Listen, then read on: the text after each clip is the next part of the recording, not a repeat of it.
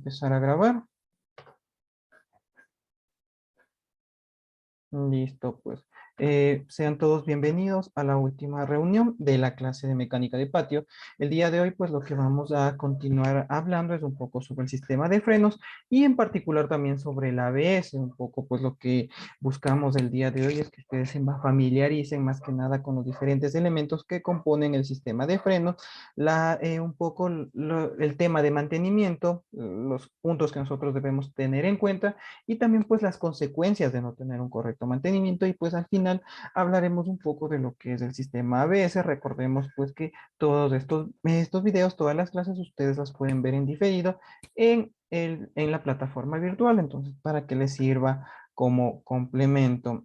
Un poco justamente antes de empezar pues con el tema del día de hoy, pues aprovechando el tiempo pues vamos un poco a hablar del tema del trabajo de investigación por pedido de unos de sus compañeros, un poco socializando lo que es la parte del trabajo y lo que ustedes deben cumplir y cómo deben cumplir. Entonces, denme un segundito, abro el archivo y les comparto pantalla. Inge, buenas noches. Una consulta. Yo le estaba escribiendo sobre la tarea número 2, porque ahí dice que se realiza un ensayo, pero usted me había dicho que solo hagamos lo que es la parte de las preguntas, nada más. Sí, correcto, solo únicamente la parte de taller, como te había dicho por mensaje, me parece que, bueno, por una falla de tipeo, se escribió una parte en el primer enunciado como ensayo en vez de como taller. Entonces, justo todo eso al paso, pues lo vamos a despejar antes de empezar con la temática de la clase del día de hoy. Gracias, Inge. Entonces, listo. Bueno, un poco para despejar la primera duda del compañero, pues obviamente para la tarea 2 me decía, Sí, la tarea ¿verdad? 2. El enunciado de la tarea 2 pues obviamente decía que teníamos que realizar un taller. En el taller, consideraciones en cuanto a la carátula y pues tener bastante cuidado en lo que es el tema del plagio. Como yo les había comentado, si ustedes copian y pegan información de una página web, si no citan de una manera correcta, se dará por sentado que están infringiendo en un caso de plagio. Un poco aquí para que me entiendan y que sea bastante reiterativo, porque, bueno, aunque ustedes todavía no entregan trabajos, pero de otros cursos, aparte de que yo les insisto en este tema, pues muchas de las veces se confunden. ¿A qué es lo que yo me refiero con el tema del plagio? Por ejemplo, vayamos desglosando. Para cerrar la pregunta que tenía el compañero, pues sí, para cumplir con esta tarea nosotros tenemos que responder las 5 preguntas. Si nos damos cuenta, pues cada una de ellas tiene un valor de 2 puntos, lo que dará pues la equivalencia a los 10 puntos. Entonces, por ejemplo, en el primer punto, la primera pregunta dice las consideraciones para la correcta selección de un neumático. Por ejemplo, aunque obviamente esta información no la van a poder encontrar fácil, por decir así, en el Internet. Por ejemplo, ustedes ponen selección de neumático, les aparece la primera página que ustedes encuentran, que un poco a su gusto siempre es actualidadmotor.com. Es una página española que no sé por qué la mayoría de veces ustedes no se fijan un poco en leer o en ahondar un poco en mejores fuentes de información. Pero bueno, digamos que abren esa página, encuentran el primer párrafo que habla un poco de la pregunta, lo copian y lo pegan y con eso aparentemente ustedes responden la pregunta. Como les he repetido, yo cuento con una herramienta que me permite darme el porcentaje de plagio de todas sus tareas. Entonces, paso su tarea por este programa y me indica pues las fuentes de las que ustedes copiaron y pegaron la información. Entonces yo fácilmente pues sé de dónde extrajeron la información.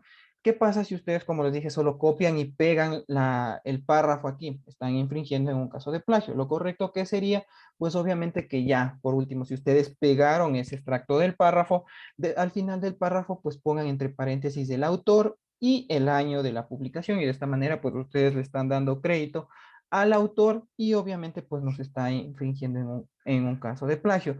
Pero como yo les he venido repitiendo, el objetivo de estas tareas es poder medir el grado de conocimiento que ustedes tienen.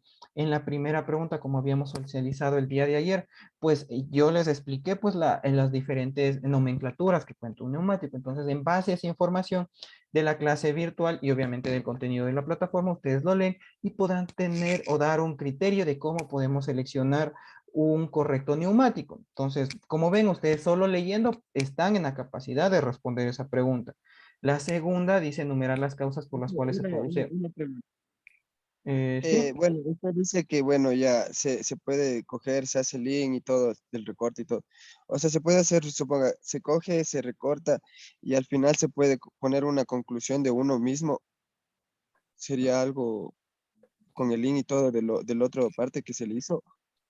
Bueno, eso digo, un poquito vamos por partes, les termino de explicar esa pregunta y un poco para que me entiendas, Tito. Entonces, digamos, se me ocurre, para ser más específicos, digamos que yo estoy copiando este párrafo, ¿no es cierto?, de la tarea. Aquí tengo abierto el formato IEEE que, bueno, les iba a socializar a continuación de esto. Entonces, por ejemplo, bueno, ya les voy a explicar cómo funciona esto, pero bueno, ya digamos que aquí es la pregunta uno, ¿no es cierto? Entonces aquí se me ocurre copiar y pegar la información, ¿no es cierto? Entonces aquí se supone que esto lo extraje de otra cinta.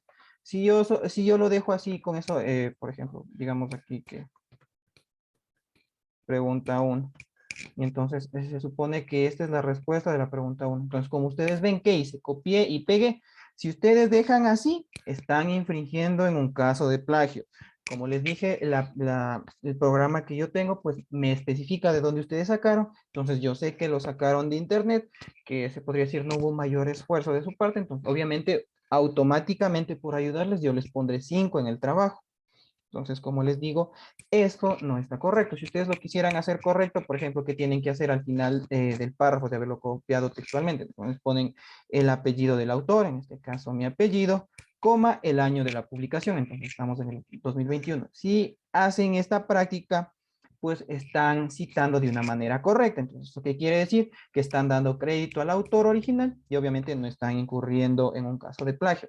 Eso en cuanto a la citación. Si quieren parafrasear un poco lo que estaba comentando Tito, una manera en la que pueden hablar es, por ejemplo, pueden escribir se me ocurre, según información de Benjamín, 2021, nos habla de, entonces abren comillas y de igual manera, pues, por ejemplo, pegan el párrafo obviamente entre comillas, y entonces también estamos dando criterio, entonces estamos dando, perdón, la autoría al autor original. El segundo caso que ustedes pueden hacer. El tercero es de igual manera, pues obviamente dándole el crédito al autor, y entonces dice, nos habla de que, por ejemplo, en el tercer ejemplo, se podría decir de una citación, podríamos decir, están empezando igual de la misma manera. Entonces, al ustedes estar parafraseando, es decir, que del párrafo que leyeron van a explicar en sus propias palabras, entonces ponen de igual manera, según información de Guachamín, 2021, nos habla que para una correcta selección de neumáticos debemos considerar lo siguiente.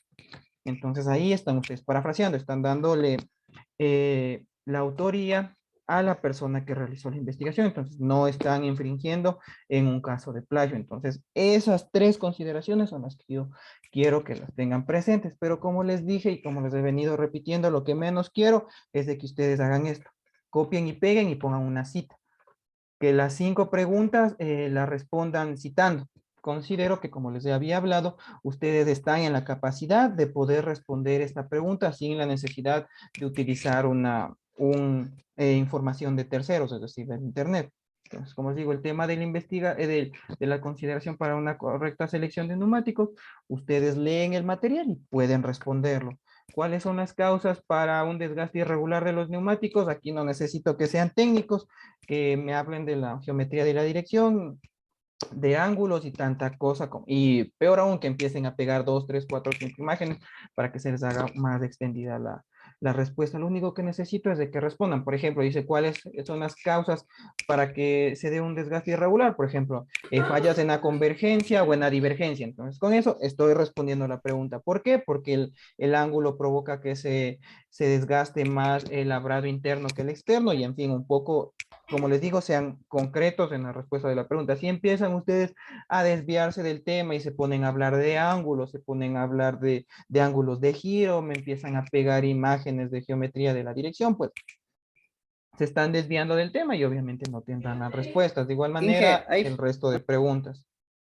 Inge, ahí podría ser lo que es el camber y el caster, ¿no es cierto? De Sí, esa sí, pregunta. Claro, por eso digo, yo les estoy explicando de una manera general como para que ustedes me entiendan. Obviamente no les voy a dar respondiendo la pregunta, pero para que tengan ese concepto. De igual manera, en la parte del debate de cuál amortiguador es mejor, entonces ustedes leerán la información que tienen en cuanto a los amortiguadores. Si quieren, pues pueden leer información adicional. Y como dice debate, se quiere decir que ustedes tienen que exponer su punto. No pueden en la pregunta número 3, por ejemplo, copiar, pegar y citar, porque ustedes están dando su criterio. De igual manera en la pregunta 4 y en la pregunta 5. Entonces, un poco para que tengan en cuenta ese punto. En cuanto al trabajo de investigación, en esto, bueno, sí está correctamente tipiado, entonces dice que tenemos que realizar una investigación en base a qué? A los módulos electrónicos presentes en un sistema de freno. Entonces, por ejemplo, aquí ustedes me pueden hablar un poco del sistema ABS, del sistema EBD, y en fin, el resto de sistemas de ayudas electrónicas que existen en el sistema de frenos. Como aquí dice, pues ustedes deben utilizar la plantilla de formato IEEE que está en la plataforma. Y pues como les dije nuevamente, vuelvo a hacer hincapié, perdón, en el tema del plagio. Obviamente que al ser un trabajo de investigación existe una mayor flexibilidad, pero no por ello pues quiero que todo su documento se encuentre citado. Entonces un poco para que tengan en consideración eso. Al final pues ustedes deberán incluir la biografía y la extensión, por favor, de 3 a 4 páginas. No quiero un documento de 5, 6, 7, 8, 9 páginas que más que información lo que contiene es imágenes. Como les dije, lo que yo busco es de poder entender cuánto de la información se queda de ustedes. Entonces, aquí, por ejemplo, dice preparación para un trabajo en formato de 2 columnas. Aquí, entonces, lo que ustedes deberán poner es, por ejemplo, módulos electrónicos del sistema de freno. Entonces, aquí ponen el título. Módulos electrónicos y lo demás, ¿no es cierto? El sistema de freno. Esta parte, la primera parte que está J. el autor, lo que ustedes deben hacer es escribir sus nombres. Entonces aquí escriben sus nombres, obviamente nombres completos. Entonces en esta parte ponen sus nombres completos, por ejemplo, ¿no es cierto? En eso pongo Chamil Quispe. En mi caso, después de ello, pues lo que ustedes tienen que poner es aquí obviamente les dice el nombre de la institución, entonces les ponen ITSUD, coma, bueno, la dirección no haría falta, pero lo que sí, pues su correo. Después ustedes tienen que realizar el resumen. Cuando aquí se habla de resumen, es de hablar de todo lo que ustedes están investigando, no únicamente de la introducción, de la primera parte, porque muchas de las veces ustedes se confunden y el resumen es una pequeña introducción, entonces no. Entonces, por ejemplo, aquí en el resumen lo que ustedes pueden decir es en este trabajo de investigación se ha tomado en cuenta los diferentes sistemas de ayuda electrónica que cuenta un sistema de frenos. Los mismos pueden ser el sistema antibloqueo de frenos, el sistema regulador de presión de freno y así sucesivamente. Entonces están dando ustedes ¿qué? Un resumen de todo lo que contiene su documento. De ahí, pues bueno, la parte del abstract, si ustedes la quieren, pueden realizarla. Si no, pues no habría ningún problema en que escriban el abstract. Un poco entendiendo, pues obviamente, el manejo del inglés. Porque en algunos casos únicamente copian y pegan del traductor y pues obviamente eso no es lo que queremos. Entonces, si ustedes quieren hacer el abstract, lo hacen. Si no, pues solo dejan con el resumen. Por ejemplo, ahí estaría bien. Entonces, aquí tenemos la introducción. Entonces, en la introducción, como su nombre lo indica, vamos a dar una introducción, en este caso al lector, de lo que trata nuestro archivo, nuestra investigación. Entonces, aquí un poco de igual manera, pues hablan de manera introductoria, por ejemplo, la función de un sistema de frenos, cómo está constituido, pero de una manera rápida. Una vez que tenemos introducción, pues por ejemplo aquí en el punto número 2, entonces se me ocurre aquí podemos ya hablar del sistema ABS, ¿no es cierto? Entonces aquí sí empiezan a desarrollar lo que es el sistema ABS. Después, por ejemplo, ya terminan el sistema ABS, entonces ponen la nomenclatura 3. Entonces 3, sistema EBD. 4, sistema de arranque en pendiente, por ejemplo, aunque bueno, eso no tiene mucho que ver con el sistema de frenos, pero así la información que ustedes encuentren. Entonces, así se puede decir en cada punto que ustedes van numerando es que van a hablar del tema que ustedes consultaron. De ahí, pues aquí, básicamente lo que les dice este documento es la elaboración que tienen que tener. Si ustedes quieren anexar tablas, pues lo pueden hacer. Un poco también les habla sobre el tema de las abreviaciones, ecuaciones, pero bueno, en este caso eso no aplica porque es un poco la investigación. Pero más que nada, lo que necesito es que observen la estructura. Obviamente, como ven, trabajamos a doble párrafo en el documento, entonces se podría decir, ese es el diseño que yo necesito que ustedes me presenten. Entonces, hasta ese punto, no sé si está todo claro en cuanto a cómo utilizar el formato IEEE. Sí, en que sí, sí está comprendido. Con todo, como les he comentado, pues si por A o B tienen alguna duda, recordemos que este trabajo lo debemos de entregar casi al final, me parece que es entre el 12 o 13 de enero, entonces tenemos el tiempo suficiente para nosotros realizar este trabajo, pero si por A o B pues tienen alguna duda, como siempre les he dicho, pues les vuelvo a dejar mi número telefónico para que si A o B motivo tienen alguna duda, pues ustedes me escriban con tiempo, pues y tengamos y evitemos pues más que nada sorpresas en cuanto al trabajo final. César, estás compartiendo pantalla. ¿Tienes alguna duda o se te pasó? No, y que se me pasó.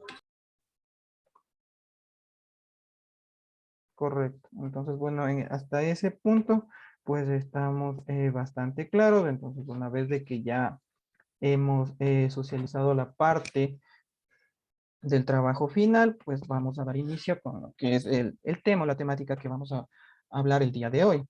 Entonces, como les comentaba, pues lo que nos resta a nosotros un poco conversar es sobre los componentes del sistema de frenos y a partir de ello, pues nosotros saber las consideraciones de mantenimiento que debemos tener en cuenta para preservar el sistema de frenos. Muchas de las veces, pues, se tiene tal vez esa mala percepción de que el sistema de frenos es el trabajo más fácil que puede existir dentro de mecánica. Tomemos en cuenta, pues, que de cierta manera podría decirse que es fácil, por ejemplo, hacer el cambio de unas pastillas de frenos, de unas zapatas de freno, pero hay que tener, se podría decir, la formación adecuada para realizar un buen procedimiento. ¿Por qué? Porque, por ejemplo, muchas de las veces cambian las pastillas, pero comprimen el cilindro y se olvidan de bombear, en este caso, el pedal del freno para que el cilindro nuevamente vuelva a acoplarse con las pastillas. Entonces, se olvidan de hacer esta práctica, mandan al carro con el cliente presiona el pedal se va a fondo y se llega a provocar un accidente. Entonces, por este motivo, pues debemos tomar en cuenta, como habíamos dicho el día de ayer, pues la seriedad en cuanto al sistema de frenos y pues como veíamos, pues tiene que bastante relevancia con lo que es los sistemas de seguridad activa del vehículo. Un poco siguiendo, pues debemos tomar en cuenta que al sistema de frenos, pues lo podemos dividir en dos segmentos, en dos circuitos, el circuito principal y el circuito auxiliar. ¿A qué nos referimos con el circuito principal? Pues a todos los elementos de mando que nos permiten, obviamente, la acción de reducir la velocidad. Dentro del circuito principal, pues tenemos dos elementos de mando. En este caso, cuando nos refiramos a elemento de mando, estaremos hablando del pedal de freno, tenemos el servofreno, la bomba hidráulica, las cañerías, las pinzas o también conocidas como mordazas, los cilindros o bombines para la parte posterior cuando estamos hablando de un mecanismo de freno de tambor, los discos o tambores obviamente dependiendo del diseño y las pastillas y zapatas o balatas de freno. Todos estos elementos pues están incluidos dentro del circuito principal. Por favor, recordemos esto de circuito principal y circuito auxiliar. Puede que estas preguntas estén en su lección o examen final. En cuanto al circuito auxiliar, pues por ejemplo, nosotros tenemos al freno de estacionamiento y a los módulos de ayudas electrónicas, como era el sistema ABS y el sistema EBD, que es lo que la mayoría de vehículos pues tiene equipados. Entonces, un poco para que tengamos en cuenta circuito principal y circuito auxiliar. En cuanto al sistema de freno de disco, pues debemos tomar en cuenta que este sistema obviamente apareció como una actualización del sistema de freno de tambor. Nosotros un poco recapitulando, haciendo historia, pues sabemos que los primeros vehículos tenían un sistema de tambor que era el encargado pues de disminuir la velocidad, en este caso del vehículo.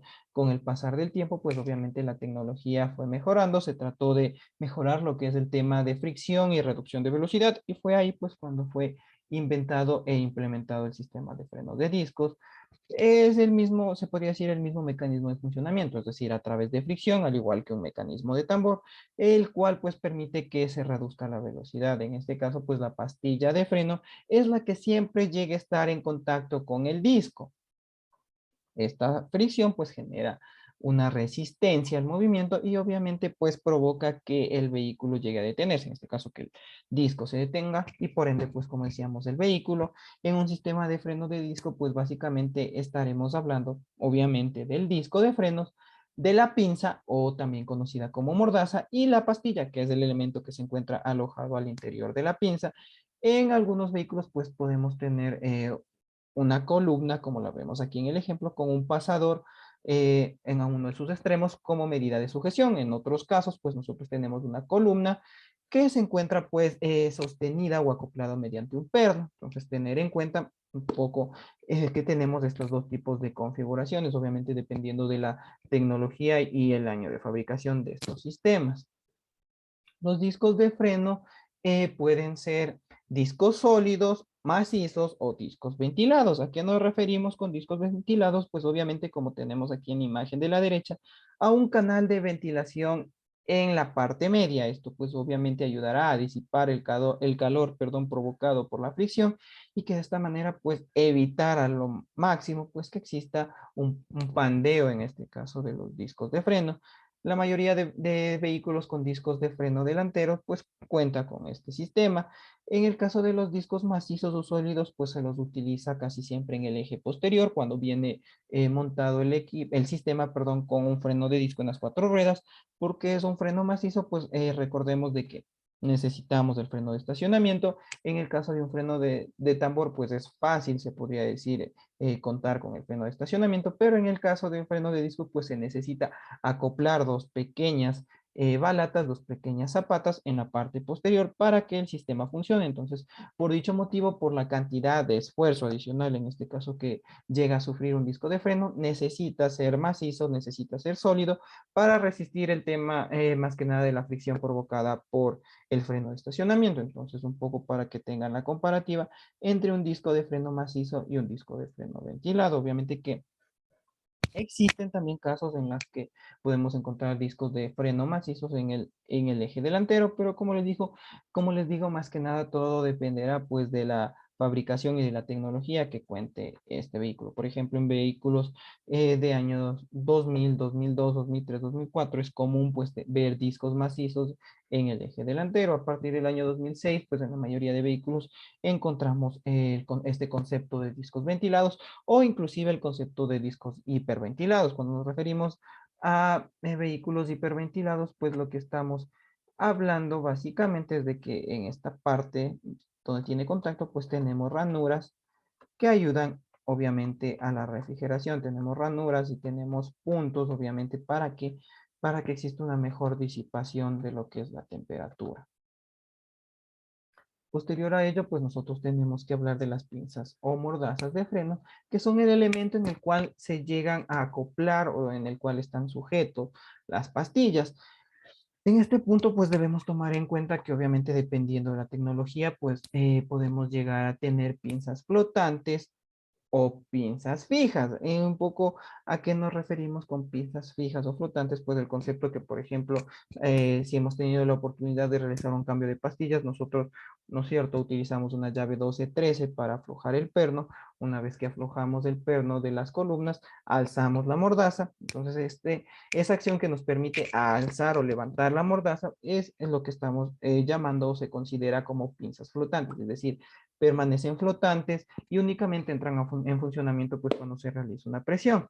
Es por eso pues que es sumamente importante, perdón, que nosotros lubriquemos las columnas de las pinzas de freno para que de esta manera pues las mordazas permanezcan flotantes y exista un desgaste de manera sincrónica entre las dos pastillas. Porque, ¿qué pasa si nosotros no lubricamos las columnas del freno?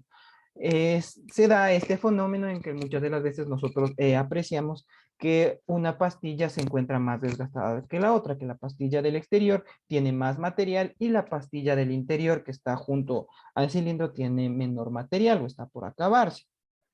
¿Por qué pasa eso? Pues básicamente, como les vuelvo a repetir, por la falta de lubricación en las columnas de la dirección. Entonces eso nos permite o provoca, se podría decir, que exista este desgaste irregular y obviamente existe un perjuicio porque obviamente debemos nuevamente cambiar las pastillas de freno. Entonces, siempre tener en cuenta, si es más que nada, si nosotros estamos realizando trabajos de mecánica en cuanto al cambio de pastillas, pues siempre lubricar las columnas para que exista este movimiento flotante. Cuando nosotros hablamos de pinzas estacionarias, pues estamos hablando que la pinza o la mordaza está conectada, se puede decir de manera directa al sistema de frenos, perdón, al disco de frenos. Un poco este concepto es al que nosotros no, le consideramos como una pinza fija.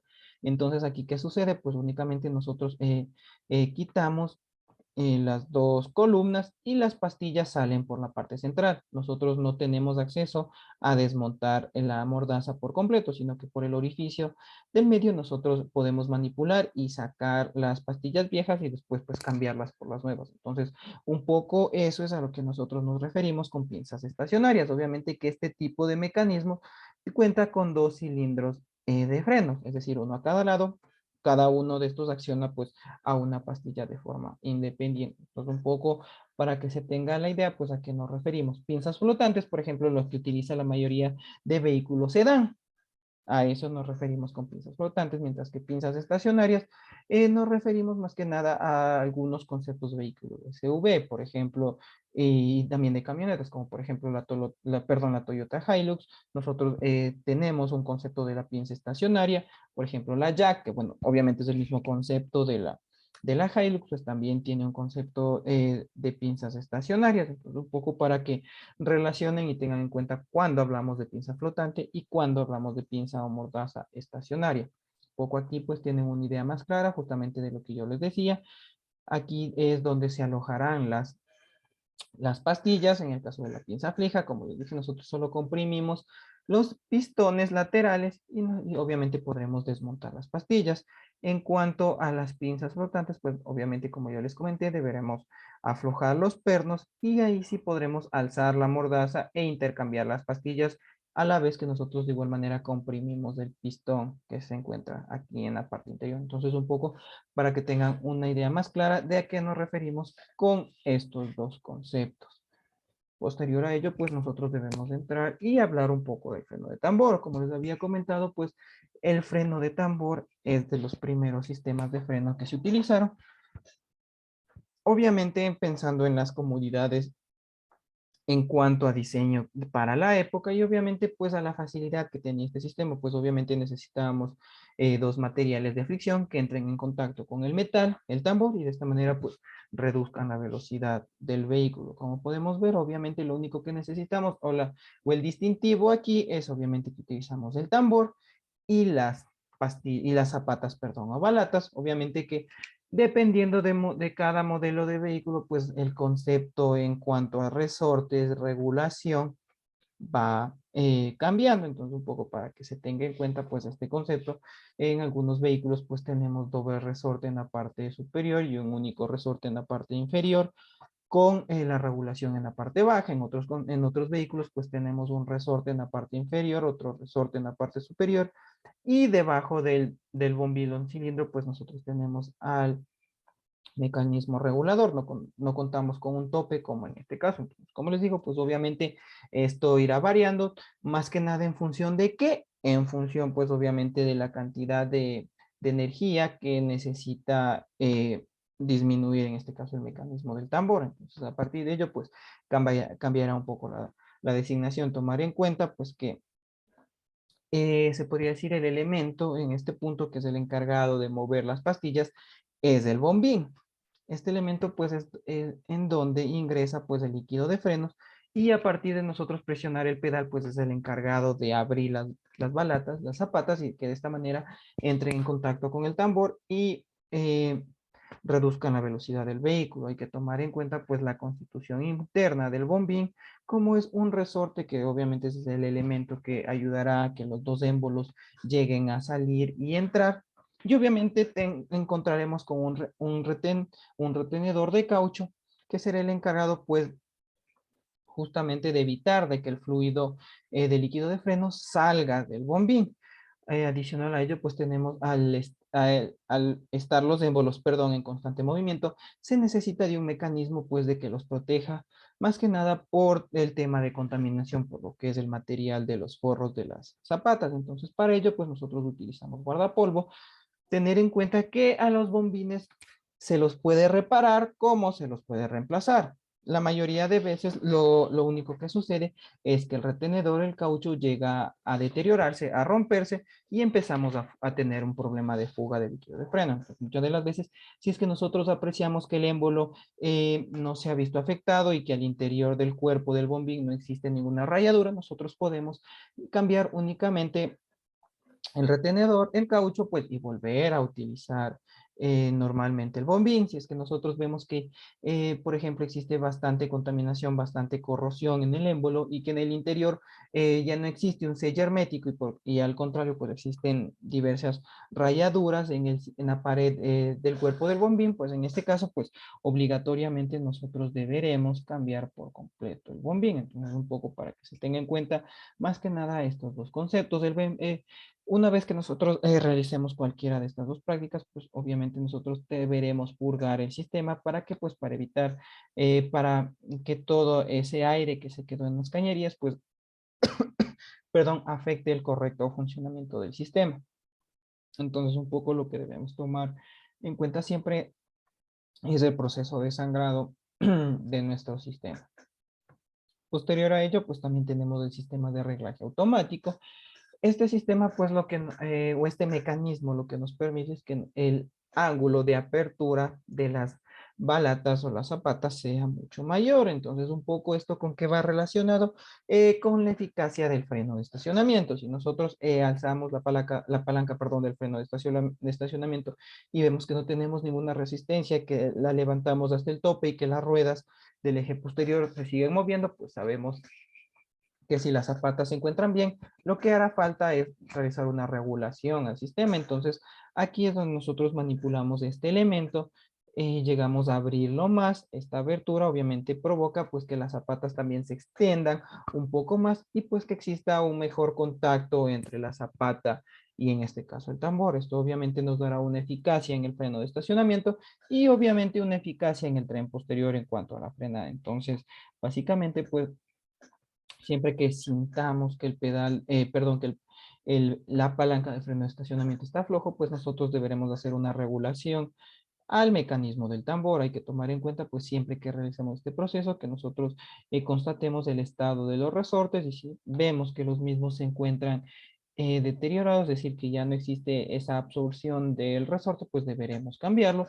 Y también pues importante de que sepamos de que esto en el mercado nosotros lo podemos encontrar tranquilamente, que no hay que, se podría decir, hacer modificaciones en el sistema cuando vemos que está desgastado. Siempre que nosotros realicemos el ABC del sistema de frenos, pues deberemos limpiar este elemento y cerciorarnos pues obviamente de que la regulación corra con naturalidad. ¿Esto qué quiere decir? Pues que no haya resistencia al movimiento. Tal vez aquí ustedes me puedan decir, pero nosotros cómo controlamos de que este reglaje no se modifique. Este elemento de aquí que ustedes lo pueden ver es el mecanismo de traba de la regulación. Entonces, una vez que nosotros realizamos la apertura de la regulación, este elemento pues permitirá o evitará más que nada pues que la regulación se pierda. Esto quiere decir pues que regrese a su posición original. Entonces, un poco para que tengamos en cuenta ese punto y evitemos más que nada una práctica que yo le he visto muy a menudo, que muchas de las veces las personas, los mecánicos, lo que hacen es para aparentemente bloquear el mecanismo de regulación automática, es utilizar silicona y de esta manera restringir el paso de los dientes. Entonces, esta práctica no se la debe hacer. Si nosotros vemos que el sistema está flojo o que se podría decir ya no, el mecanismo trabador ya no funciona, ya no cumple su cometido, pues obviamente deberemos por seguridad reemplazar un poco para que se tenga en cuenta este punto más que nada y que nosotros conozcamos que sí podemos regular y más que nada cómo se hace el proceso de regulación del freno del eje posterior, siempre refiriéndonos al freno de mano.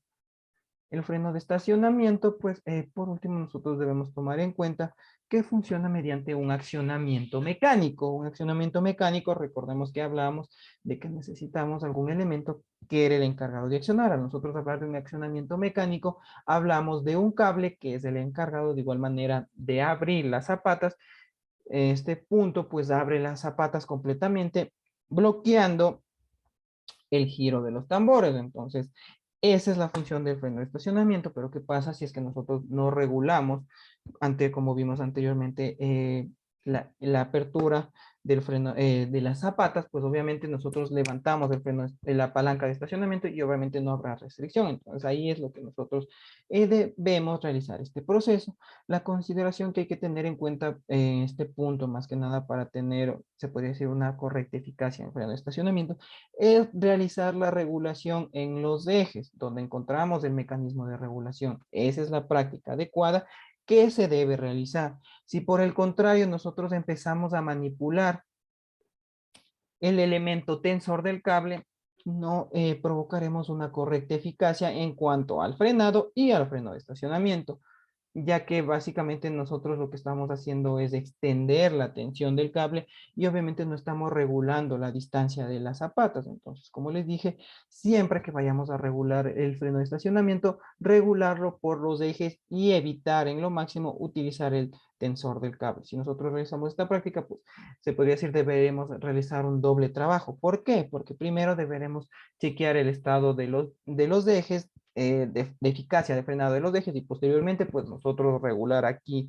la tensión. Entonces para evitar eso pues nosotros únicamente deberíamos enfocarnos en trabajar con los tambores. Como les digo, un consejo sano que pues yo por experiencia les doy. Muchas de las veces pues no se conoce y se piensa que para tener mayor eficacia del freno de estacionamiento se debe modificar la tensión. Ahora conocemos que este procedimiento, esta práctica pues no hace falta.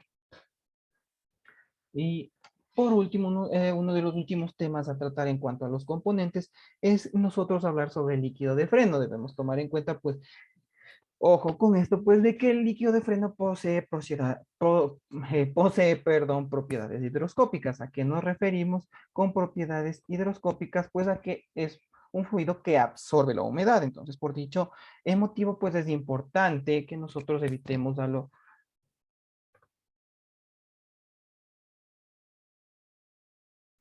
Listo, Alejandro. ¿Cuándo nosotros debemos manipular el freno de estacionamiento? Perdón, el tensor del cable de freno de estacionamiento. Únicamente cuando nosotros realicemos el cambio del cableado o que por algún motivo se comprometió, en este caso, la estructura del cable. Ahí deberíamos realizar esta práctica. Porque como les digo, por ejemplo, si empezamos a aflojar aquí, perdón, ajustar aquí la tensión para que la palanca de estacionamiento no se levante demasiado, pues nosotros, si no tomamos en cuenta acá la regulación de los ejes posteriores, lo que provocaremos es un desgaste desigual. O por el contrario, si nosotros no revisamos esto y regulamos acá sin tomar en cuenta la eficacia del freno de estacionamiento, pues podríamos estar utilizando o maniobrando más que nada nuestro vehículo con las ruedas remordidas o frenadas. Entonces, por dicho motivo, nosotros no debemos manipular la tensión del cable de estacionamiento. Como digo, pues únicamente cuando nosotros reemplacemos el cable o por A o B motivo, pues llega la estructura a comprometerse. Espero que con eso la pregunta haya sido contestada, Alejandro. Un poco volviendo al tema del líquido de frenos, como yo les comentaba, pues es importante tomar en cuenta que el líquido de freno, como les comentaba, posee propiedades higroscópicas, es decir, que absorbe la humedad. Por dicho motivo, pues es importante que nosotros tengamos en consideración el realizar el drenado del líquido de frenos cada cierto tiempo. En algunos casos, pues algunas marcas obviamente establecen cuando nosotros compramos la pinta de líquido de freno y nos dice cambiar cada 60.000 kilómetros o al menos una vez al año. Entonces, por favor, tomar en cuenta esa consideración y más que nada, pues tomar en cuenta, tener bastante atención en las diferentes denominaciones en cuanto al líquido de freno que podemos tener. Podemos tener el líquido de freno DOT 3, DOT 4, DOT 5 o DOT 5.1. ¿A qué nos referimos a DOT? Pues son las siglas del Departamento of Transportation de los Estados Unidos, que es el ente que regula pues las propiedades del líquido de frenos. Más que nada, ¿a qué se refiere cada una de estas denominaciones DOT? Es al punto de ebullición y la viscosidad que tiene cada uno de estos compuestos. Entonces, en base a este punto, pues sabemos que dependiendo de la denominación DOT, pues tendremos un punto de ebullición mucho más alto, es decir, que trabaja a temperaturas mucho más altas. La viscosidad, pues obviamente variará en función del punto de ebullición en el que se trabaja. Y pues también, obviamente, existen diferentes materiales base de los cuales están fabricados el líquido de freno. Por ejemplo, el líquido de freno DOT 3 está fabricado a base de glicol, el líquido de freno DOT 4 también. Por el contrario, el líquido de freno DOT 5 está fabricado a base de silicona. Entonces, en teoría no se debería mezclar entre sí. En la práctica tampoco debemos mezclar líquidos de freno de diferente denominación. Inclusive tampoco podemos mezclar líquidos de freno de diferente coloración, por más de que sean fabricados del mismo material base. Tomemos en cuenta que obviamente cada coloración de líquido de frenos, cada denominación pues tiene propiedades diferentes.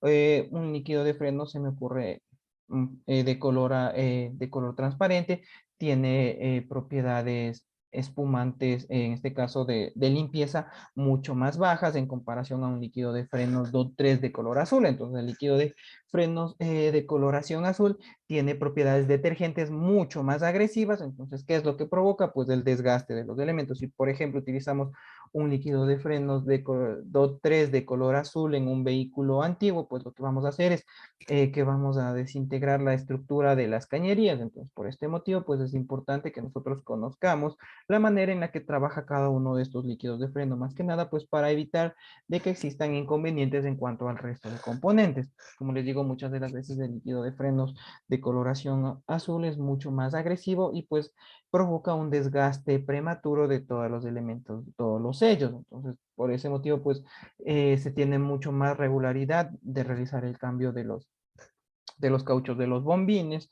o del mismo de los cauchos que utiliza la bomba de freno. Entonces, un poco aquí que tengamos en cuenta, pues, de que nosotros debemos utilizar la correcta denominación y, como les dije, no mezclar los líquidos de freno entre sí. Tal vez en casos excepcionales o de emergencia sí podemos utilizar, por ejemplo, mezclar un líquido de freno DOT 3, DOT 4, pero únicamente para completar el nivel.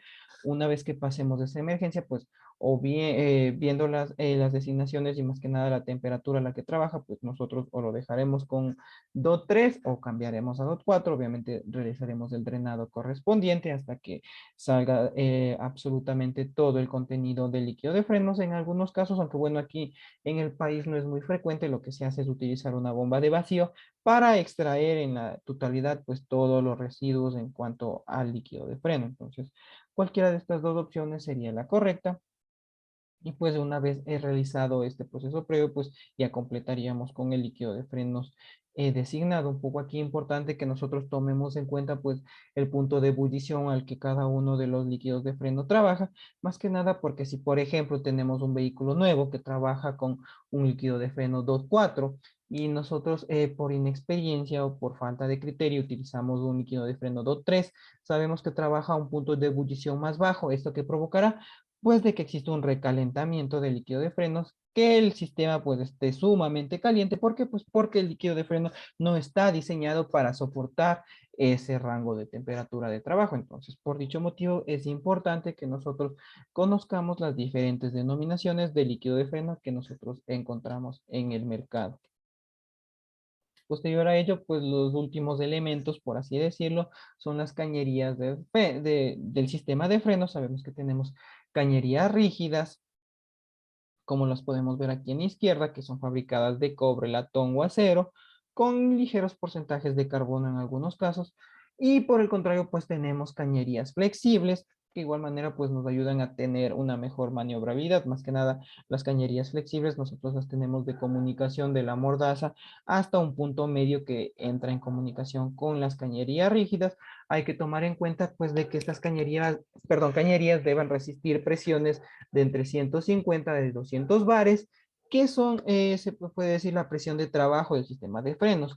pero se puede decir para tener un mayor rango de funcionamiento, son fabricadas para resistir hasta 300 bares de presión. Entonces, un poco aquí para que tengan en cuenta la temperatura, perdón, la presión de trabajo del sistema de frenos y la fabricación estándar, se podría decir, en cuanto a presión de cada uno de estos elementos. Obviamente, como les dije, dependerá un poco también de la designación del líquido de frenos para obviamente ver de qué material están fabricados.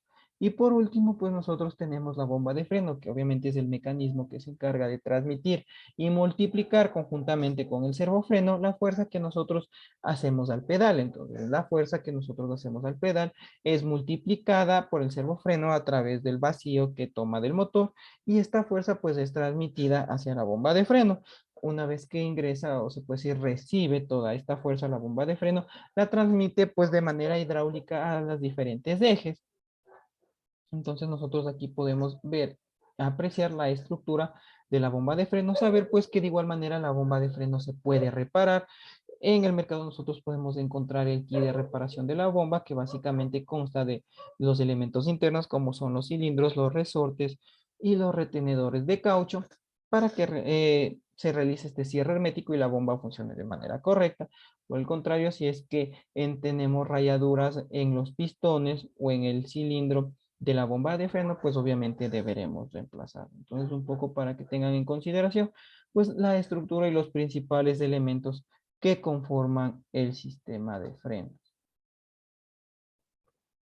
En cuanto al tema de diagnóstico, pues lo que nosotros debemos tomar en cuenta o lo que quiero compartir es un poco las señales que a nosotros nos indican de que existe daños en el sistema. La primera y más evidente es que si nosotros vemos el deterioro o la contaminación más que nada en tono al líquido de frenos. ¿A qué nos referimos en este punto? Pues cuando nosotros debemos llegar a apreciar si es que el líquido de frenos cuenta con propiedades o por el contrario necesita ser reemplazado.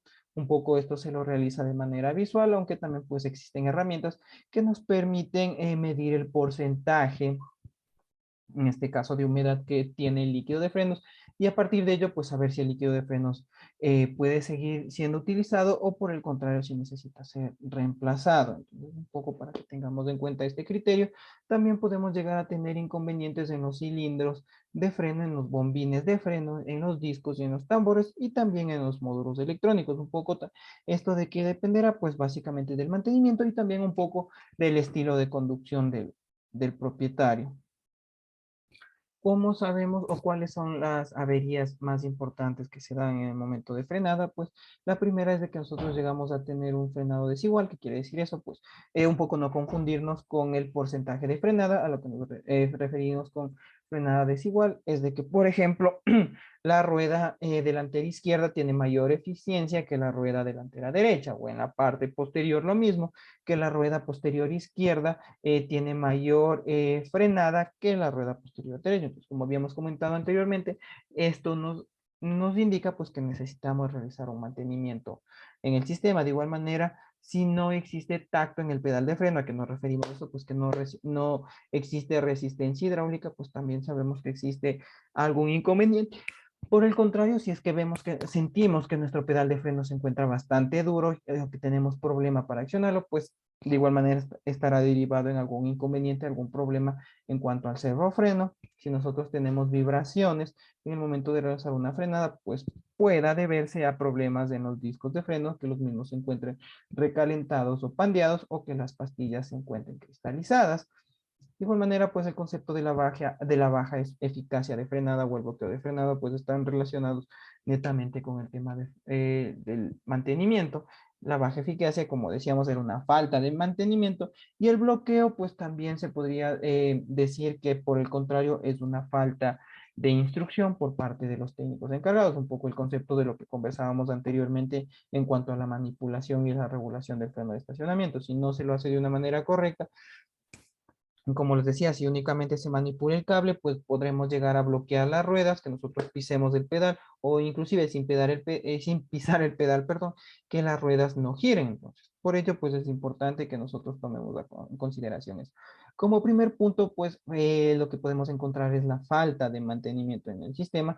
Estas imágenes no son sacadas del internet, son casos que yo los trato día a día en el taller, un poco para que ustedes vean, se podría decir la despreocupación muchas de las veces que existe por parte de los dueños de los vehículos, muchas de las veces como vemos la imagen de la izquierda, únicamente se limitaron a cambiar las pastillas. Si nosotros vemos, las pastillas de freno están enteras, cuentan con bastante material de fricción, pero el disco de freno puede estar completamente oxidado, deteriorado y necesita ser reemplazado, más que todo por seguridad. En el caso de la derecha, pues de igual manera vemos cómo el sistema, pues obviamente ha sido descuidado por completo. Tenemos presencia, además de materiales extraños, en este caso como el lodo, la tierra, pues que provocan que no exista una correcta eficacia en el momento de frenado. Un poco aquí, pues para que recordemos el concepto de las pinzas o las mordazas fijas. Este es un claro ejemplo de lo que yo les comentaba en un inicio. Únicamente quitamos estas dos columnas y nosotros podemos desmontar las pastillas, un poco pues para que recordemos entre las pinzas fijas y las flotantes, aprovechando el tema de nosotros hablar del mantenimiento. En cuanto a las averías de líquido de freno, pues como yo les comenté, es un poco relacionado a la coloración. Aquí en la parte central tenemos un líquido de freno, se podría decir aparentemente nuevo. Vemos, apreciamos claramente que existen leves rastros de contaminación en el mismo, entonces podría decirse que está a la mitad del tiempo de vida útil, entonces todavía presenta bastantes propiedades el líquido de freno, pero al contrario nosotros vemos a la derecha un líquido de freno de color negro. En un inicio pues fue transparente.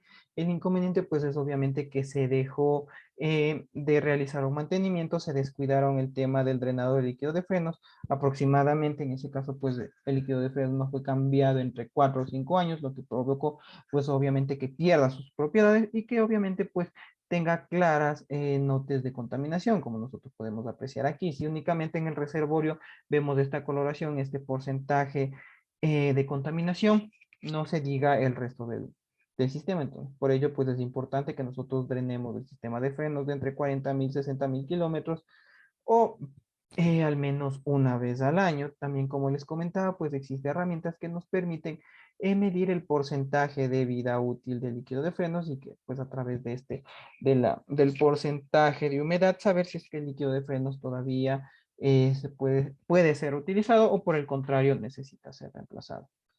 En cuanto a los discos y las columnas de freno, es justamente el tema que yo les comentaba. En esta imagen nosotros podemos ver una columna de freno sumamente desgastada, deteriorada, obviamente por un descuido. Se olvidaron de lubricar el sistema, entonces esto que provocó que la mordaza se quede bloqueada. Al nosotros hablar nuevamente el concepto de las columnas flotantes, pues si no se puede decir vuelve a su forma original de manera natural, pues obviamente se quedará la pastilla pegada en el disco de freno.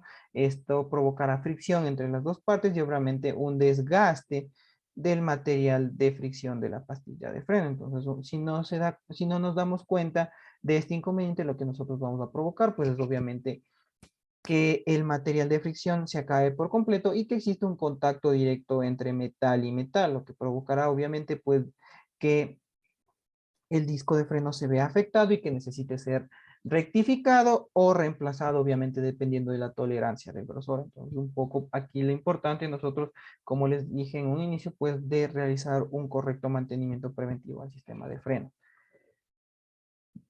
En cuanto a las balatas de freno, pues un poco aquí el caso de la izquierda es un problema relacionado de cierta manera a la manipulación del cable de freno, perdón, del cable de freno de estacionamiento y por el otro lado pues también de una falta de revisión de la movilidad del bombín, como habíamos comentado en el punto de las partes. Sabíamos que contaba con dos émbolos que de igual manera funcionaban de manera flotante, muchas de las veces provocado por el mal estado del líquido de freno. Estos pistones, estos bombines, estos émbolos llegan a quedarse pegados, remordidos y obviamente pues no permiten. ¿Alguien tiene una pregunta?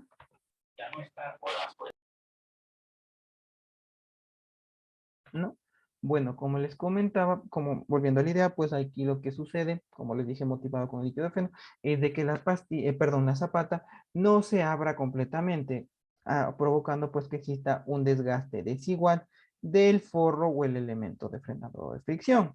De igual manera, pues al contrario, Como les dije muchas de las veces, nosotros únicamente nos limitamos a realizar la regulación de la apertura de las zapatas, pero si no, por lo general, por ejemplo, en camionetas o camiones, se da la facilidad de que no tenemos que desmontar el neumático y el tambor, sino que por la parte posterior del plato, nosotros podemos regular, alzar o bajar la altura, en este caso de la apertura de las zapatas. Y al contrario, pues de igual manera, solo nos limitamos a regular por la parte posterior y no constatamos de manera visual el estado del material de frenado, pues muchas de las veces podemos llegar a tener estos dos casos en el que obviamente el material de frenado se ha desgastado completamente y de igual manera pues ha existido un contacto directo entre el metal de la zapata y el tambor del freno, pues provocando obviamente que el tambor deba ser de igual manera reemplazado o rectificado. ¿Cuáles son las recomendaciones? Como yo les dije, pues realizar como primer punto una revisión del sistema de frenos por lo menos cada 40.000 kilómetros. Dentro de esta comprobación, pues obviamente realizar el proceso de limpieza, utilizar el spray para limpiar el freno. En el caso de los frenos de disco, pues de igual manera realizar la limpieza, lubricar las columnas de las pinzas de freno para que de esta manera permanezcan flotantes y evitemos un desgaste desigual de las pastillas. También es importante, pues, revisar el estado del kit de antirruido de las pastillas. ¿A qué nos referimos con el kit de antirruidos o a los elementos antirruidos? Pues a las láminas que se ubican en las pastillas para dar forma y más que nada para evitar de que la pastilla pues no se mantenga firme. Entonces, estos elementos también llegan a deteriorarse.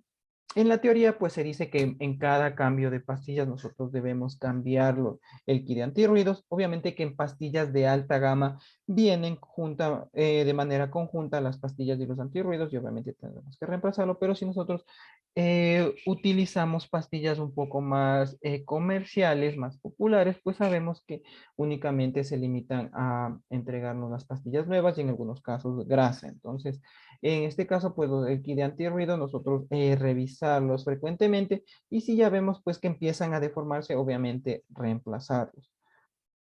En este punto, pues es importante que nosotros revisemos la movilidad del regulador automático, como yo les comentaba, pues ver que este conjunto o este elemento de regulación pues funcione o se mueva de una manera normal, que no tenga restricción al movimiento, pues obviamente esto nos dificultará realizar lo que es el mantenimiento y obviamente pues de igual manera pues ligado al tema de la revisión del sistema de frenos, pues realizar una calibración del freno de estacionamiento cada 30.000 kilómetros aproximadamente, obviamente para nosotros tener la seguridad de que cuando vamos a utilizar el freno de estacionamiento, más que nada si es que nosotros vamos a estar en una pendiente, saber que el freno pues va a actuar de manera correcta y va a evitar que el vehículo se deslice, ya que para ese fin fue diseñado el vehículo.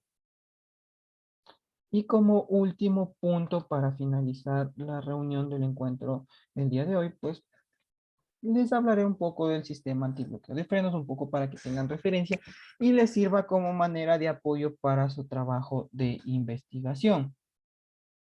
El sistema antibloqueo de frenos, denominado en inglés anti-block system, pues es un sistema que evita, como su nombre lo indica, que las ruedas lleguen a bloquearse. Un poco a qué nos referimos con eso, pues al concepto de que cuando necesitamos realizar una frenada de emergencia y la rueda, pues nosotros apretamos el pedal de freno hasta el fondo, la rueda llega a pararse, pero pues sigue deslizándose. Entonces lo que nosotros buscamos con el sistema antibloqueo es obviamente eso, que la rueda, perdón, si va a detenerse es porque el vehículo también se va a detener. Entonces, ¿cómo funciona el sistema? Un poco tomamos en cuenta que este concepto del sistema ABS pues no es nuevo, fue desarrollado desde los años 80 y fue incorporado pues en los primeros vehículos alemanes, más que todo que tenían convenio con el grupo Bosch y pues de ahí pues empezaron a funcionar y a acoplarse en los diferentes elementos. Básicamente, ¿cómo funciona este sistema? Pues nosotros tenemos un módulo electrónico, un módulo electrónico del ABS que está conectado a la unidad electrónica de control. Este módulo electrónico pues obviamente cuenta con el control de las diferentes electroválvulas que alimentan a cada uno de los ejes y guiado pues obviamente por la referencia del sensor ABS en cuanto a la velocidad o el de giro de cada una de las ruedas, pues accionará en mayor o menor proporción para evitar, como les dije, que se bloqueen las ruedas. Hay que tener en cuenta, pues como les dije, existen diferentes generaciones en cuanto al sistema de frenos. Como les dije, empezó desde el año 1980, después del año 1992 y pues los últimos conceptos que fueron desarrollados en el 2001. Como les decía, los elementos en los que está constituido es la unidad electrónica, la luz de indicadora del sistema ABS, que nosotros la podemos ver en el tablero, en el tacómetro, la bomba de freno, que básicamente forma parte de los mismos elementos del sistema de freno hidráulico convencional, las electroválvulas, electrobombas de presión y los sensores de velocidad que tenemos en el eje delantero y posterior. Tomar en cuenta pues de que un sistema ABS se podría decir es un complemento al sistema de freno normal, no utiliza cañerías propias se podría decir, sino que utilizan las mismas cañerías o el mismo sistema hidráulico que del sistema de frenos normal del vehículo. Únicamente, pues aquí lo que tenemos es un control electrónico que nos ayuda a que funcione a mayor o menor proporción el sistema. Entonces, básicamente todo está regido a través del módulo electrónico del ABS, el cual recibirá las señales de la unidad electrónica de control y también pues las referencias de cada uno de los sensores ABS. Cuando nosotros realizamos una frenada y estos sensores llegan a detectar que la velocidad de alguna de las ruedas es diferente en relación a las otras, envía una señal de alerta a la unidad electrónica de control, la unidad electrónica de control envía una señal al módulo electrónico del ABS y el módulo electrónico de ABS pues lo que hace es quitar presión a la rueda que está con el inconveniente para que de esta manera pues la rueda vuelva a girar, se equipare un poco la velocidad de giro con las otras y llegue pues a provocar una frenada exacta cuando se lo requiere. Entonces, de manera resumida, así funciona el mecanismo ABS.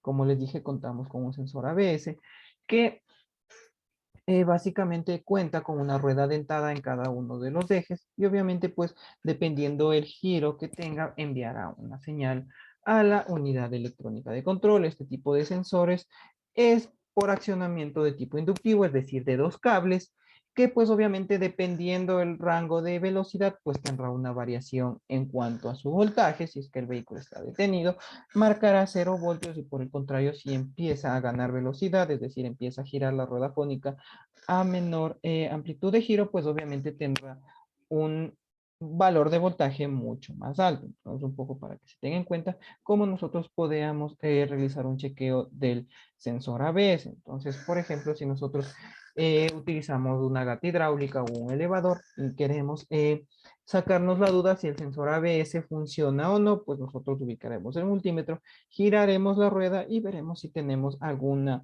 respuesta del mismo. Si tenemos respuesta, pues nosotros sabemos que el sistema está funcionando de manera correcta. Si nosotros al girar la rueda vemos que no existe variación en el voltaje, pues sabemos pues obviamente que necesitamos reemplazar el sensor. Entonces, como ven, el sistema ABS se podría decir es un complemento al sistema de freno normal y convencional. Y bueno, chicos, eso sería todo por el día de hoy. Con eso pues hemos cubrido todo el sílabus que estaba planeado para la clase. No sé si tienen alguna duda, algún comentario.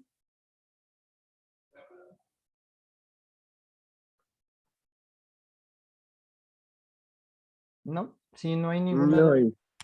Si no hay ninguna duda, ningún comentario, pues como habíamos visto en el inicio, se ha socializado la manera en la que ustedes deben realizar todas las tareas. Como les dije, pues voy a ser insistente el día de mañana para que les suban las grabaciones y ustedes puedan ver, pero como siempre les digo, lean con detenimiento lo que se está pidiendo en cada una de las tareas. Para la tarea 1 y la tarea 2, lo que ustedes necesitan es desarrollar las preguntas, no necesitan hacer un ensayo. Para el trabajo de investigación final, pues utilizando el formato IEEE, deberán realizar la información. Siempre nuevamente recalcando que tengan bastante cuidado con el tema del plagio, para que pues evitar tener una baja calificación. Un poco para cerrar con la clase, pues De mi parte, pues ha sido un honor y un gusto poder haberme dirigido hacia ustedes, esperando pues que toda la información que yo he compartido con ustedes haya sido de su interés, que ustedes la puedan aplicar en la industria, en el desempeño de sus trabajos, si es que están elaborando en el área automotriz, pues que esto les sirva de cierta manera para complementar y refrescar sus conocimientos. Si es que todavía no tenemos la oportunidad de trabajar en industria, pues que esto nos sirva para tener mayor conocimientos y estar preparados cuando lleguemos a dar ese salto, deseándoles el mejor de sus éxitos en su vida universitaria, aprovechando estas fechas, pues esperando y deseándoles lo mejor para este año que estamos por empezar, que todas sus metas se cumplan y en principal, pues la meta más importante que tenemos nosotros, en este caso ustedes, de poder culminar sus estudios y obtener este título universitario. Tengan por seguro que si se siguen esforzando como lo están haciendo hasta ahora, pues no tendrán ningún inconveniente en lograr esa meta. Que pasen una buena noche y como siempre les digo, pues mi número de WhatsApp está abierto para cualquier duda que ustedes tengan. Que pasen bien. Igualmente dije feliz año y gracias. Gracias, Tito. Que pases bien. Buenas noches a todos. Buenas noches, gracias, primero.